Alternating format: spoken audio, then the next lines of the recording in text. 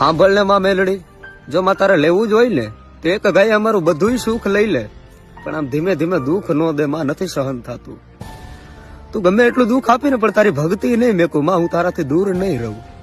તારી ભક્તિમાં કદાચ મારે મોત આવી જાય ને, મારો મરવાનો દાડો આવી જાય ને, તો એ મને પહોંચ થાય માં, પણ તારી ભક્તિ નહીં મેકું માં. મને હાલતા ચાલતા ઉઠતા બેઠતા બસ તું જ દેખાય છે માં, તારા સિવાય બીજું કઈ દેખાતું નથી. તું પ્રાણ છો, તું જીવ છો માં, તું છે ને અમારું ગઠપણનો ઠેકો બની માં, તારા સિવાય અમારું કોણ છે માં. તું ભલે અમને લાડ નો લડાવ્યો, અમારે નથી મળી લાડ, અમારે નથી લડાવવા, અમારે કોઈ વસ્તુ કાંઈ નથી જોતું.